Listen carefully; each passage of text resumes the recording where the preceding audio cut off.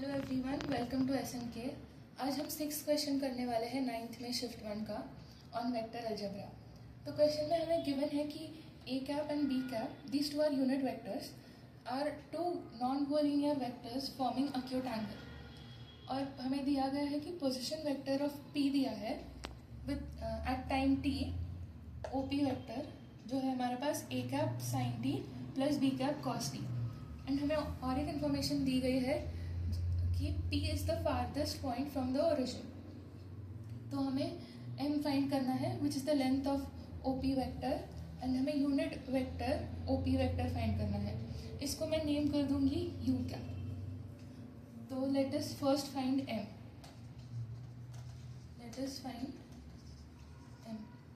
तो भी M find करने के लिए हमारे पास OP वेक्टर उन्होंने ऑलरेडी दिया है, जो है OP vector is equal to a cap sine t plus b cap cos t।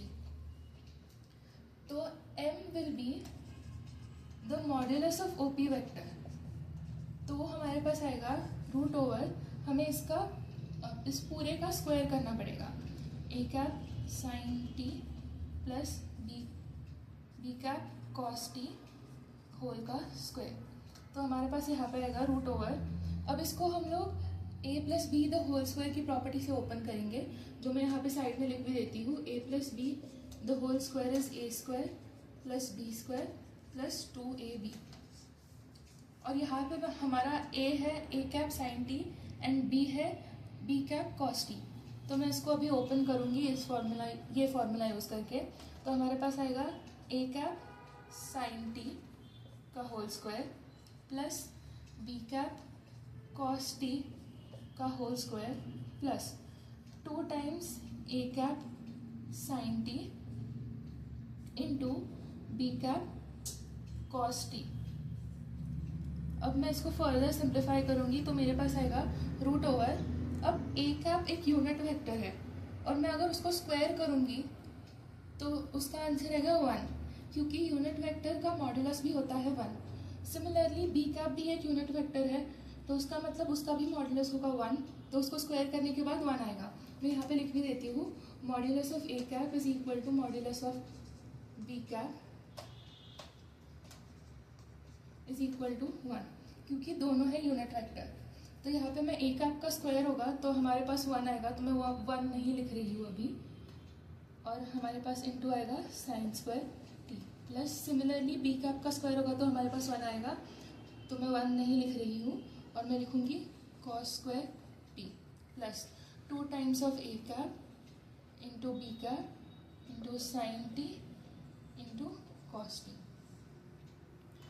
Further अभी हमारे पास हमें एक प्रॉपर्टी पता है कि sine square theta plus cos square theta होता है 1। और यहाँ पे हमारा थीटा की जगह पे t है, तो हम लोग sine square t plus cos square t को डायरेक्टली 1 सब्स्टिट्यूट कर सकते हैं। तो हमारे पास आ जाएगा 1 प्लस, अब हमें और एक चीज़ पता होती है कि 2 sine t into cos t होता है साइन 2t। ये हमारे पास प्रॉपर्टी होती है कि sine 2 theta is equal to 2 sine theta cos theta. यहाँ पे हमारे पास थीटा की जगह पे t है, तो मैं इसको कंबाइन करके लिखूंगी तो मेरे पास आएगा a cap into B cap. अब मैं 2 साइन t कॉस t को लिखूंगी साइन 2t। अब ये हमारे पास आ गया है m, बट ये 2t के टर्म्स में है और हमें इसकी फाइनल वैल्यू न्यूमेरिकली फाइंड करनी है। अब हमें एक बात पता है कि p has the longest distance from the origin, and उसके लिए हमें इस m की वैल्यू मैक्सिमम लगेगी, क्योंकि m का भी डिस्टेंस मैक्सिमम होगा फ्रॉम द ओरिजिन। अब m की वैल्यू मैक्सिमम आने के लिए साइन 2t की वैल्यू भी मैक्सिमम होनी चाहिए। तो उसके वजह से हमें पता होता है कि साइन की मैक्सिमम वैल्यू होती है 1। तो मैं इसको वहाँ पे सब्स्टिट्यूट करूँगी। मैं यहाँ पे रीज़न भी लिख रही हूँ कि P is the farthest point from origin and for n to be maximum, sin 2t should be maximum and the maximum value of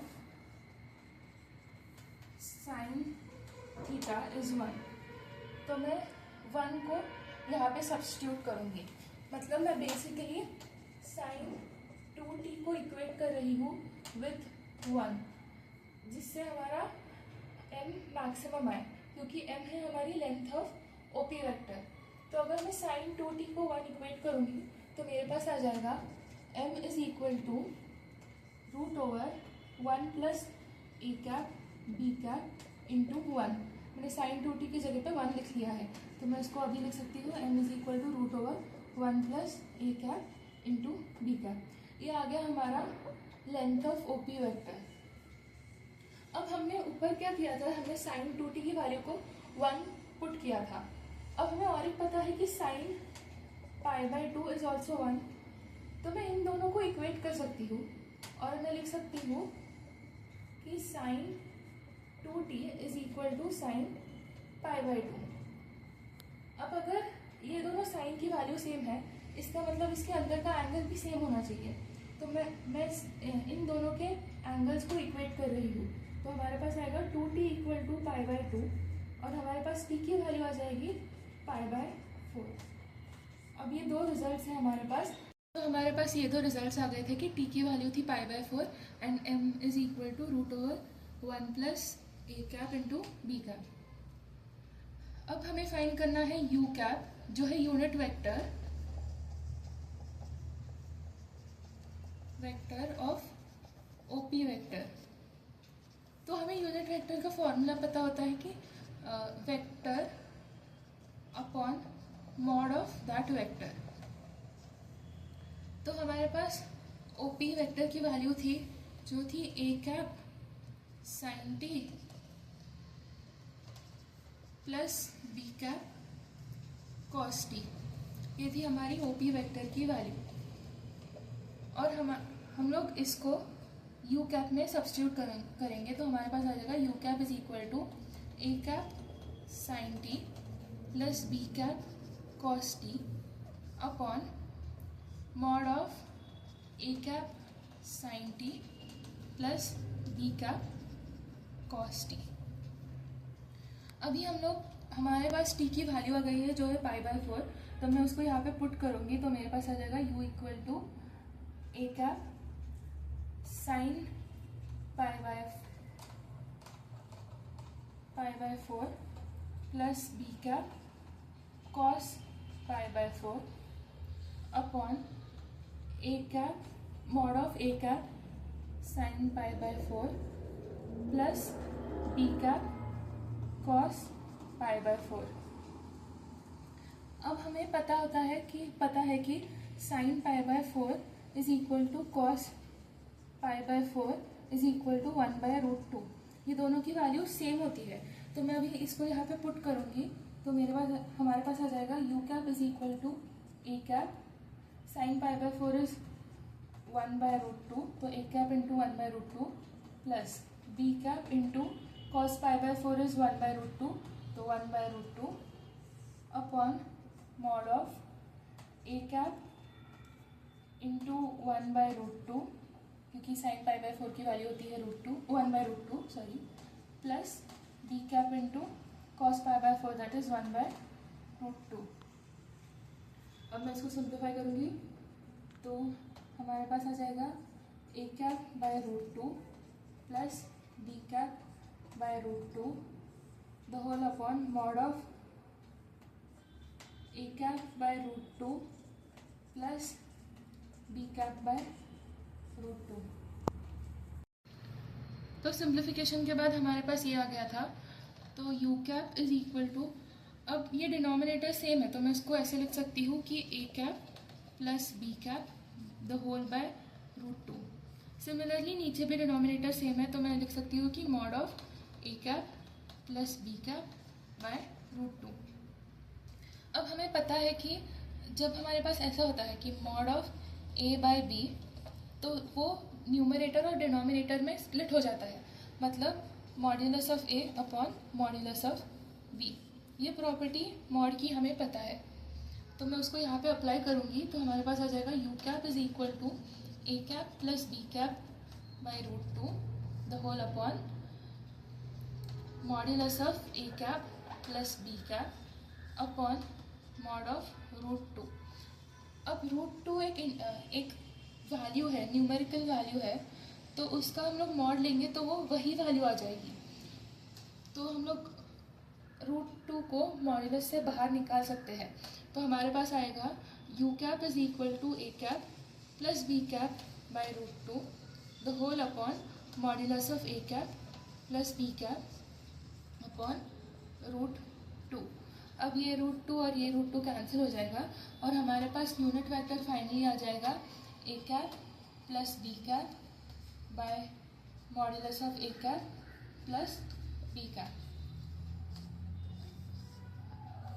ये है हमारा एक पार्ट का आंसर, और पहले पार्ट का आंसर हमने ऑलरेडी निकाल लिया था, जो था हमारे पास m is equal to root over 1 plus A cap into B cap. यहाँ पे m है हमारी length of OP vector and u is the unit vector of OP vector.